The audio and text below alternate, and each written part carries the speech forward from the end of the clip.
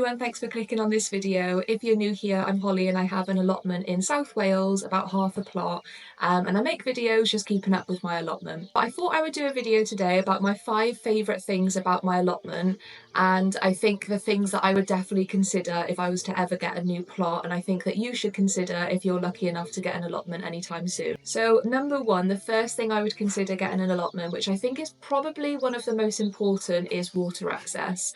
So we're really lucky here that we have access to the mains water. We do have a 1,000 litre IBC in a water butt just in case there's ever a hose ban.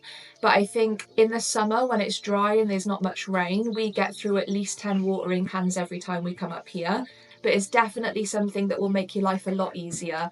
So definitely check if there is mains water access. The second thing I would consider is whether your allotment allows you to build structures, which I 100% would never have checked this when I got my allotment. I would have assumed it was a given if you have an allotment that you're allowed to have a greenhouse. But you'd be surprised, it's more common than you think. I have heard people say that on their allotments they're not allowed to build any structures at all, and that includes polytunnels, greenhouses, sheds. And we are lucky that we had a shed when we got here and we had the greenhouse. And growing seeds without a greenhouse, especially in this weather, is going to be really difficult. So definitely check that. And also some plots might let you build like a polytunnel, but they won't let you build a greenhouse which is made of glass. So definitely something that's worth checking in your contract. The third thing I would consider getting an allotment is parking and road access. Obviously this is going to be more difficult if you live in the city. It's really useful when you first get your allotment because you're going to be hauling things to and from the plot constantly. So being able to just get it straight in your car and go to the tip is really helpful.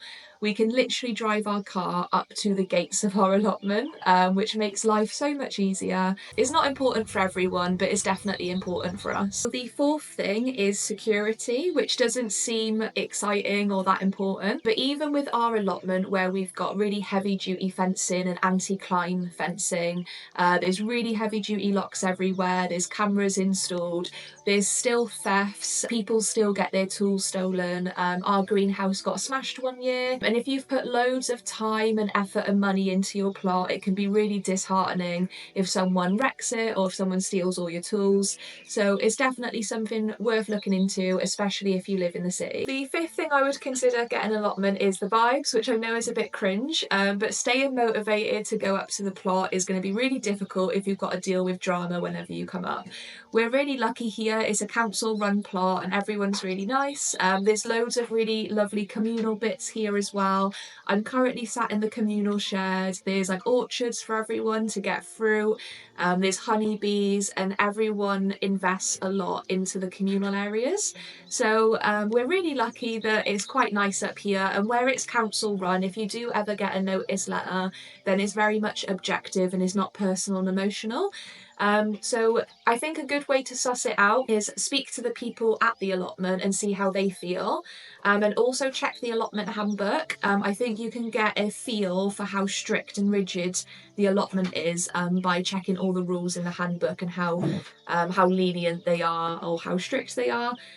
So yeah, we're really lucky here, but loads of people deal with allotment drama. So definitely check your handbook, speak to people that have a plot if you can, and maybe meet the person that runs the plot. So they're my 5 favourite things about the allotment plot, and definitely help keep us motivated to come up here whatever the weather. So it's definitely something to consider when you're getting your allotment plot, and I didn't consider any of them. I'd been on a waiting list for about 3 years, so I took the first plot I could get, and I'm very lucky that the plot that I did pick basically is perfect. So definitely consider these things if you're lucky enough to start looking for an allotment plot soon. I hope you found those useful, and I hope you have a nice day wherever you are. Thanks for watching. Bye!